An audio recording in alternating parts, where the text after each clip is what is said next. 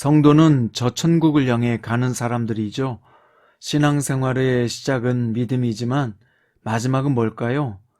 장례식장이 아니라 우리의 마지막은 천국을 향한 소망입니다. 오늘 이스라엘의 2차 포로 귀환자들의 명단과 수가 공개되고 있는데요. 당시 이들이 살았던 바벨론은 최고의 문화가 있고 최고의 시설과 도시 인프라가 구축된 곳이요, 경제적으로는 풍요로워질 수 있는 기회의 땅입니다. 하지만 어떤 이들은 그 번창한 곳을 떠나 약속의 땅으로 나아갑니다. 그들은 바로 저 천성을 향해 나가는 사람들이었던 것입니다. 오늘 본문은 에스라 8장 1절부터 20절이고요. 그 중에서 18절부터 20절까지 읽겠습니다.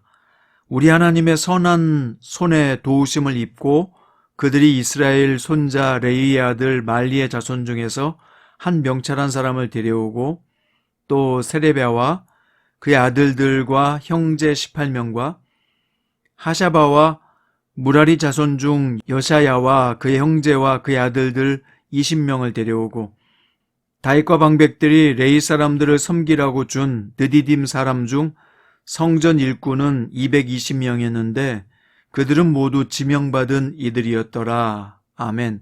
오늘 말씀의 제목은 승리할 수밖에 없는 조건들입니다. 자, 오늘은 2차 귀환자들의 명단을 소개하고 있다고 했죠. 1차 포로 귀환은 수룹바벨과 예수아가 주도했고요. BC 586년이었습니다. 그리고 그 수는 49,897명이었고 이 내용은 에스라 1장부터 6장까지 나오고 있습니다. 그런데 오늘 본문에는 2차 포로 귀환의 명단이 소개되고 있고요. BC 458년에 페르시아의 아닥사스다 왕 때 일어났고 그 수는 1754명이었습니다. 이 포로 귀환을 주도한 사람은 학사 에스라였습니다. 자, 이제 에스라와 함께 바벨론을 떠난 사람들은 누구일까요? 제일 먼저 제사장의 계보가 나오는데 비느하스의 자손 가운데서 게르솜과 이다말 자손 가운데서 다니엘이 있었습니다. 그 다음으로는 왕족의 계보인데요. 다윗의 자손 가운데 스가냐의 아들 핫두스가 있었습니다. 마지막으로는 일반 백성들의 계보가 소개되는데요. 이들의 총수를 합하면 1754명입니다. 이들은 2차 귀환한 백성들이라고 부르는데 귀환자 명단에서 제외된 부녀자와 어린아이들을 포함한다면 2차 귀환자 수는 약 5,000명 정도로 예상하고 있습니다. 1차로 귀환한 사람들의 수의 10분의 1밖에 안 되는 겁니다. 자, 그런데 에스라는 출발하기 전에 바벨론의 아하와라는 강에 돌아갈 사람들을 소집시켰습니다. 이들은 3일 동안 머물면서 최종 점검을 했을 것입니다. 가야 할 거리가 무려 1,500km나 되는 거리입니다. 서울에서 부산까지 왕복을 4번이나 해야 되는 먼 거리죠. 가다가 약탈자들을 만나서 죽을 수도 있는 위험한 길이기도 했습니다. 자, 그런데 이 귀환자들에게 문제가 있다는 것을 발견한 것은 에스라였습니다. 왜냐하면 이 귀환자들 명단에는 레위 사람들이 하나도 없었기 때문입니다. 귀환하려는 이유는 예루살렘에 가서 정착해서 잘 살기 위해서가 아니라 성전 재건해서 예배하는 공동체를 만들기 위함이죠. 그런데 성전에서 봉사할 사람이 없으면 예배 자체가 안 된다는 것을 알았던 겁니다. 그래서 에스라는 급히 느디딤 사람들이 살고 있었던 가시베아 지방으로 11명의 지도자들을 보냈습니다. 가서 그곳의 지도자인 이또와 느디딤 사람들을 만났을 때 할 말도 가르쳐 주었는데요. 하나님의 성전을 위해서 헌신할 사람이 필요하다는 것이었습니다. 자, 어떻게 됐을까요? 순조롭게 일이 풀렸을까요? 아니면 허당치고 돌아왔을까요? 그들은 가서 레인 자손 중에서 35명을 데려왔습니다. 그들을 소개하고 있는데요. 통찰력이 있는 사람 1명, 세레바와 그 아들들과 형제 18명, 하샤바와 자손 중에 여사야와 그의 친척들 20명이었습니다. 그 외에도 성전에서 막리를 하는 느디딤 사람들도 있었는데요. 그들은 옛적에 다윗과 그의 관리들이 레위 사람들을 도우라고 세웠던 사람들이죠.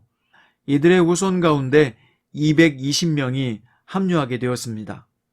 이렇게 모든 일이 순조롭게 된 것은 이유가 있었어요. 뭘까요? 18절에 보니까 하나님의 선한 도우심을 입고 라고 되어 있습니다. 하나님의 선한 도우심으로 모든 일이 순조롭게 되었고 레인까지 합해져 포로 귀환이 이루어졌음을 본문은 말씀하고 있습니다. 자, 오늘 본문은 우리에게 무엇을 가르쳐 줍니까? 첫 번째, 모든 일에는 하나님의 선하신 인도하심이 있어야 한다는 것입니다. 사랑하는 성장큐티 가족 여러분, 하나님의 선한 인도하심을 구하십시오. 그럴 때 일이 순조로워지고 설령 역경을 만나도 합력하여 선을 이루게 됩니다. 따라서 오늘 하나님의 선한 인도하심을 구하세요. 선한 인도하심으로 하루를 잘 살아갈 수 있을 것입니다. 두 번째, 모든 하나님의 일에는 적어도 강력한 소수이면 가능하다는 것입니다. 2차 포로 귀환자들의 수는 1차 포로 귀환자보다 무려 10분의 1밖에 되지 않은 적은 숫자였습니다. 그러나 하나님은 이들을 통해서 멈췄던 성전 공사를 재개하게 하셨고 멈췄던 신앙 부흥을 위해서 헌신하게 하셨습니다. 하나님은 소수의 사람들을 통해서 신앙 공동체를 영적으로 끌고 가게 하신 것이죠. 하나님의 공동체는요, 사람들의 많고 적음에 의해서 세워지는 게 아닙니다. 하나님의 공동체는 하나님께서 세우시는 곳이기 때문에 사람이 많고 적음이 그렇게 중요하지 않단 말이에요. 진짜 중요한 것은 바로 그곳에 얼마나 헌신되고 충성된 사람이 있느냐, 여기에 달려있죠. 한 사람이 있어도 되고요. 두세 사람만 있어도 충분합니다. 성경에 보세요. 노아 한 사람 불러서 홍수를 대비하게 준비시키셨고 아브라함 한 사람을 통해서 민족을 이루셨고 요셉 한 사람, 모세 한 사람, 기드온 한 사람, 다니엘 한 사람을 통해서 하나님은 놀라운 일을 시작하셨잖아요. 다수가 일하는 것이 아니라 소수여도 하나님을 따르는 사람들을 통해서 하나님은 생각지도 않은 놀라운 결과를 만들어 내십니다. 그러므로 오늘 군중이나 무리를 따라 움직이지 마시고요. 하나님께 헌신되었던 소수로 살아가시길 바랍니다. 다수가 가는 넓은 길이 아니라 좁은 길이어도요. 즐겁게 진리의 길을 가는 성도가 되시기를 바랍니다. 세 번째, 영적 네트워크를 견고히 하세요. 2차 포로 귀환자들의 수는 작았지만 에스라를 중심으로 똘똘 뭉쳐진 연합체였습니다. 예수님을 믿는 사람들은 말을 잘하죠. 그런데 말만 잘하면 안 됩니다. 말대로 행동할 수 있다면 엄청난 힘이 나옵니다. 전도는 말과 행동에서 일치하는 데서 나오는 영적 파워죠. 강력한 영적 파워를 형성하려면 항상 주변에 견고한 울타리가 되어주는 동역자들이 있어야 합니다. 신앙생활은 혼자 광야로 가서 돛 닦는 것이 아니라 서로 연결되어서 팀을 이루는 연합사역입니다. 주변에 매사가 늘 말씀을 근거로 긍정적이고 남의 허물을 들추기보다는 덮어주는 사람을 동역자로, 영적 친구로 가능한 한 많이 두십시오. 당신의 신앙을 흔들리지 않고 견고하게 해줄 울타리가 되어줄 것입니다. 오늘 본문을 통해 주님은 우리에게 귀한 가르침을 주셨습니다. 2차 포로 귀환자들은 승리할 수밖에 없는 조건들이 있었어요. 그 조건들이 바로 이들을 승리로 이끌어준 것입니다. 첫 번째는 모든 일에 하나님의 선한 인도하심이 있어야 한다. 두 번째는 숫자나 물량을 보고 기죽지 말고 강력한 소수가 되면 승리한다. 내가 그 강력한 소수가 되어야 한다는 겁니다.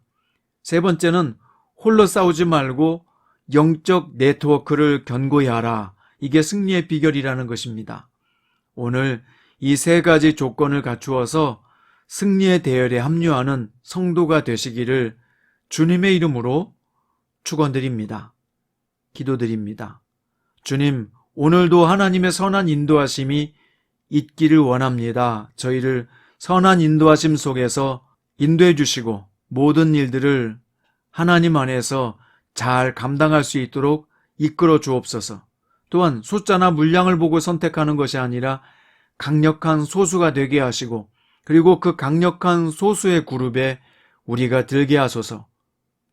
또한 주님, 우리가 혼자 싸우지 말고 영적 네트워크를 견고히 할 수 있도록 믿음의 좋은 동역자를 많이 허락해 주시고, 그 좋은 동역자들과 함께 오늘 또 신앙생활을 잘 할 수 있도록 우리를 이끌어 주옵소서.